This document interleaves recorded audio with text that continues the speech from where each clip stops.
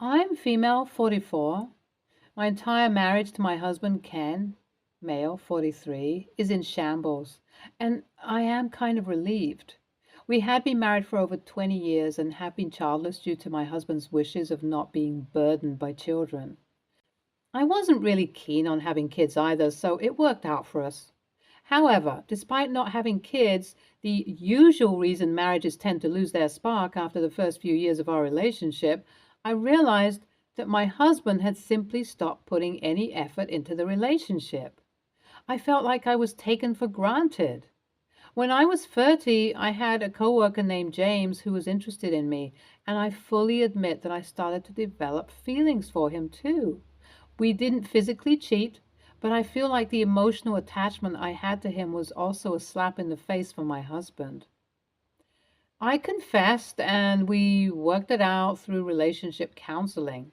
A part of the way we healed was that I shifted my job and I ended up taking a hit on my paycheck. It was worth it for me as it felt necessary to save my marriage after this. Ken and I were rock solid for a while, but it again tapered back into feeling unhappy in the relationship. Apart from Ken, the most important person in my life is Mandy, female, 44. She's been my friend since primary school and I trusted her with everything. She helped me move into my first apartment, she was the MOH at my wedding, and we've stayed super close since she also lived nearby. However, Mandy also struggles a lot financially since she has three kids, 10, 6, and 4, and is a single mother. She says all of her kids are from different dads, and to me, that's a major issue that she has. I guess she was, and is, too casual about hookups, and the consequences are disastrous. Her kids are all lovely, and they surprisingly look quite like siblings. I was their aunt and helped out with her parenting whenever I could lend a hand. Ken is also really involved in their lives, and it's something that I admired about him. Last month, to my complete surprise, I saw James in our neighborhood. I had half a mind to just ignore him, but he called me over and we began talking. He was still single and he asked about my relationship too, in a very obvious manner. It turns out that he had bought a house in the suburb we lived in and was planning on settling down there. Despite the troubled marriage I had and the fact that issues had resurfaced again, I didn't find myself attracted to James as I did back in my 30s. However, when I told Ken about it, he became insanely jealous. I was so surprised by his reaction. He told me that it was unfair that he has to see the dude I almost cheated on him with every day in his own neighborhood. I do get where he's coming from, but it's not like we could just move away because of James. The unfortunate thing was that James was an active member of the community. He was at every HOA meeting, just like I was, and often took the lead in organizing events or block parties. It led to a lot of fights with my husband because he simply didn't believe me when I said I was not going to end up with James. One evening when I got home from an HOA meeting, Ken was looking really nervous, and he told me that we needed to talk. He sat me down and said, "OP, I need you to know something. I have been with Mandy. I've cheated on you." I was taken aback by this. Not just because I thought that my husband had cheated on me, but because he had cheated on me with my best friend.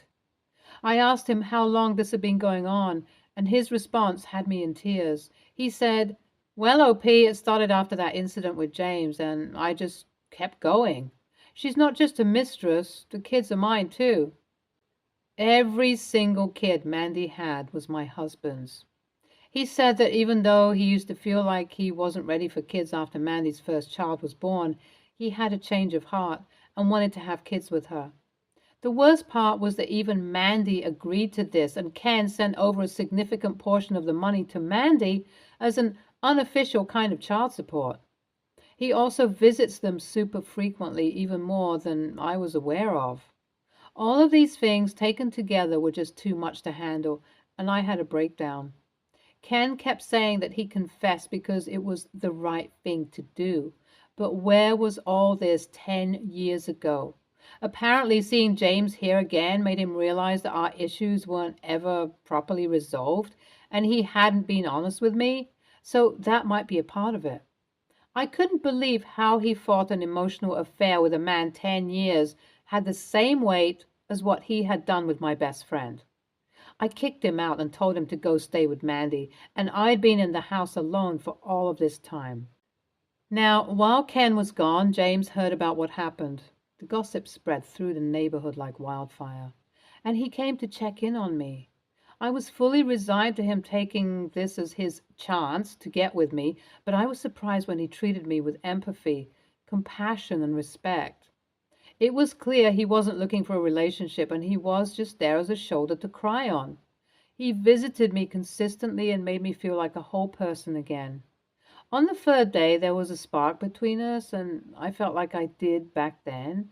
It was clear that there was something between us, and we slept together. The very next day, Ken showed up at my doorstep and told me that he had worked things out with Mandy. I asked him what exactly he meant, and he told me that Mandy wasn't on board with revealing the truth about her kid's father to me. She doesn't want to be a homewrecker, by causing a divorce. As if being a mistress was fine as long as nobody knew. Ugh. I hadn't spoken to her or heard from her during the 3 days I was alone, and it's clear by now that our friendship is over. She's probably too scared to talk to me. Anyways, Ken told me that Mandy was willing to fully raise the children herself as long as she got a legal contract giving her child support. In return, Ken and I could continue trying to rebuild our marriage. That was his solution. I literally laughed in his face. James was also there, and when my husband saw him, there was a huge brawl. I told Ken that we were done and I'm filing for divorce, and as he was walking away, he shouted, "You couldn't even wait until we were divorced to jump on somebody else." Honestly, I feel like he has no right to say that after everything he confessed to me, but a few of my friends are saying I should have waited before sleeping with James. It might also hurt me during the divorce proceedings since I am also technically a cheater now. When I think about it, I do think I ended up sleeping with James because I was emotionally vulnerable. So, was I TA for what I did? Update 1. First things first, I just want to clarify that I am not in a relationship with James just yet. To be honest, I regret sleeping with him right away, and both of us have mutually agreed to just be friends for now. Ken is currently living with Mandy, and from what I heard from my friends, they're trying to make things work between them for the kids. I guess despite not wanting to be burdened with kids, that's what's going to happen to my soon-to-be ex-husband. The divorce is going to take place mutually, so thankfully I won't have to fight him on that. But there's going to be a lot of nitpicking when it comes to assets and finances, and I will have to prepare myself for that. Update 2. Mandy ended up reaching out to me about a week after the divorce was finalized, and I spoke to her despite the anger I felt. She started by saying, "I didn't want to hurt you like this, OP. Everything that happened between me and Ken just felt different, and that's why I had to be with him. I felt terrible about it, and I hope that everything being out in the open might help. But it really doesn't. Do you think we could still be friends?" I laughed as she finished her last sentence and told her that her feeling bad doesn't fix a single damn thing. The conversation steadily got more and more heated until she spurted out, "You cheated too," as her only justification. I hung up on her and blocked her, and I hope she enjoys Ken. Update 3. I'm finally free of Ken and Mandy. James and I are dating, and I know a lot of comments are going to scream at me about that, but at this point, I am honestly beyond caring. I'm not getting any younger, and I finally found a man who is, decent. A good man who doesn't cheat and claim he did it because he was insecure. The divorce worked out kind of in my favor, and I got the house and a decent amount of alimony. I haven't really bothered finding out about what my ex-husband and an ex-friend are up to, but from what I have heard from my friends, they're going to get married. Whatever works for them. I would have loved to keep in touch with the kids, but after knowing about their dad, I don't think I can look at them in the same way again. Anyways, I've read through your comments and I understand people saying ESH. I hope this fresh start, a new relationship, can learn from my past mistakes. ESH. I feel so bad for the kids. I wasn't sure whether to go with NTA or ESH, but the amount of times you claim that you weren't attracted to James after he moved into your neighborhood seems like it's laid on a little too thick for me to believe you. Of course, Mandy and Ken are much bigger a-holes than you, but yeah, you should have waited before doing anything with James. I kind of get why sleeping with James is a bit of a moral gray area, but honestly, with the kind of pain you were going through, I don't think you're the a-hole for doing what you did. NTA, in my opinion. Next story. About 6 weeks ago, I, 21, female, moved in with my friend John, 22, male. John and I have been very good friends for almost 2 years now after I befriended him at work. 6 months ago, he met this girl, Kat, 19. He told me about her the day after he matched with her on a dating app and took me to her workplace to meet her. She seemed very lovely. I was so happy for him. Since then, John is always inviting her to every friend's outing, so I got to know her. We have lots in common, and for John's sake, I wanted to be her friend. However, I think that in the nicest way possible, she is a bit rude. She does art, and half the time John compliments her work. She says, "You hate it, don't you?" Or times we hang out with other friends, we have had to go home earlier. She was bored, and John was on our ride home. She hasn't done anything to me personally, but I just don't like her much. I'm happy John has found someone he cares for, but having to stand by and watch how she acts sometimes rubs me the wrong way. Here's where the issue comes in. Yesterday, John and I were at the supermarket to do our food shop. Normally, we would buy our food for the week and maybe a couple of simple frozen meals to save for Sunday. However, Kat has been coming over for dinners a few times a week and she has a very limited diet.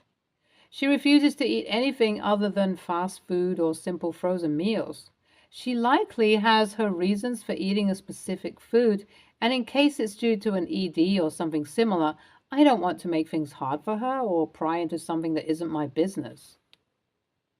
The time where it becomes an issue for me is how John has now wanted to buy backup meals for her in case she doesn't like what we are cooking. This would make sense, as before she has been eating stuff that was part of our weekly meal plan. The problem is John wants me to financially contribute to these extra meals for her. When I spoke to John about this and said how I am not happy paying half for her meals, our weekly shop cost is just split in half as we both eat everything. He got quite agitated. He called me selfish for not wanting to help her, just to save money. I know frozen meals aren't the most expensive thing in the world, but John is in a much better financial situation than I am. And while I can pay my share of the bills and occasionally have outings with friends, I do not want to be dishing out extra money for meals for a girl I have no real connection to, as these small amounts do add up. In my eyes, if Kat doesn't like what we are cooking, she could come over a different day, or John could buy backup meals for her out of his own pocket. I feel like an a-hole, but I don't think I should be paying for an extra person's food. If my boyfriend had a similar situation to Kat, I see it as my responsibility to provide for him and his diet, and I'd never expect John to pay. Am I the a-hole for thinking this way? Do any of you have any advice? NTA, but it is time to take a financial and social step back from John as he navigates his new relationship. He can't expect OP to help finance the fact that his girlfriend eats like a child and needs backup meals. That is their expense alone, and perhaps separate shopping is now in order as you two no longer have the same joint priorities.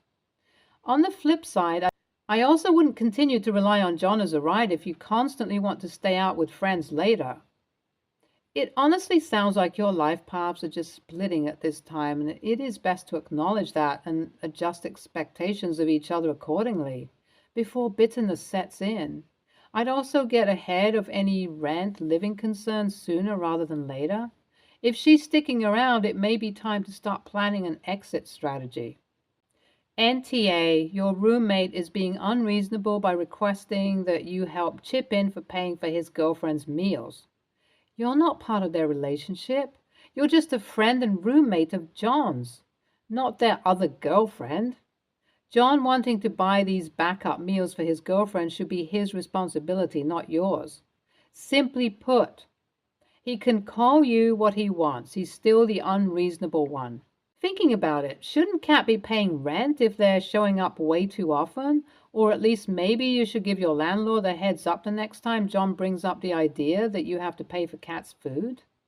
Next story. I, 30, female. I'm getting married in June. The invites were all sent months ago. I come from a big family. My mom is one of 6. I did not invite her sister, my aunt, N, female, 50s. She is the only family member we did not invite. My Aunt Anne and I have a very complicated history. We were very close when I was younger. She was the crazy, unpredictable aunt that would let us buy and do anything we wanted.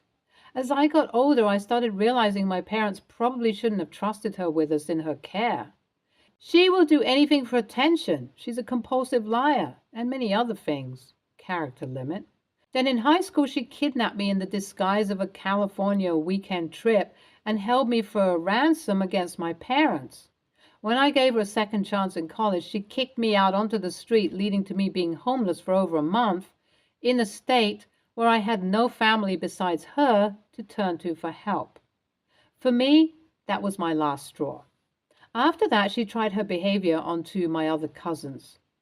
There's 11 of us, keeping the cycle of trying to be the cool aunt. Then, when she would overstep, people got mad and she got defensive and did something crazy. A few times worse than what she did to me. Since then, one of my uncles allegedly got a restraining order against her. She is not allowed near any of his children. So tonight she called my mom, trying to really butter her up with a sob story for 30+ minutes before begging for an invite. My mom told her she would have to talk to me directly because it's my wedding. To that, Aunt Anne said, "Well, aren't you paying for it? You should invite who you want." Which my mom responded with, "No, they are paying for the wedding 100% themselves." Something I'm very proud of, by the way. Yay, us. Aunt Anne was flabbergasted, to say the least. She thought my parents paying for it would be her ticket in, if she could guilt trip them enough. When my mom was summarizing this to us, my dad was also in the room. He insisted that saying no to her will not work, that she will try to show up and act like she was invited. I told him that if she decides to arrive, she will promptly be escorted off the property. I don't want her there. My husband 1,000% supports my decision. Also, my uncle with the restraining order will be there with his kids, so legally she can't. My dad said, "You should take the higher ground. It will ruin your day if you let her get to you. Just let her do her thing. I should ignore her and enjoy my day." I said, "Having an unwanted guest will ruin my day, not asking someone to leave." He leaned into it, saying that it is in bad taste. I asked him if I should just let any random person that didn't get an invite attend. He said that's different. She's family. We went back and forth for a good 15 minutes about this. When he left, we were still not in agreement. He thinks aita for not letting her stay if she intrudes and not taking the high ground. I can't stop thinking about this and am now starting to question my boundaries. aita? NTA, this woman legitimately sounds dangerous. And maybe I don't know the details of how a restraining order works, but if the uncle is present, she cannot be without being in violation of the order, right? Sadly, I think you do need to hire a security service for this event. It sounds like it would be very, very problematic if she shows up and it's not going to come down to whether she received an invitation or not. This is not about ruining or embarrassing her. It's about holding on to the boundaries of your entire family needs against her. NTA, but your dad's point of view is concerning. She kidnapped you. Like, yeah, her coming to the wedding is different than a rando crashing the wedding. As in, having the rando crash would be preferable. You'd have a neutral opinion of a rando, but a very negative opinion of your aunt. Plus, there's a non zero chance that the rando is actually Bill Murray, so yeah. Stay tuned for more stories from our girl relationships.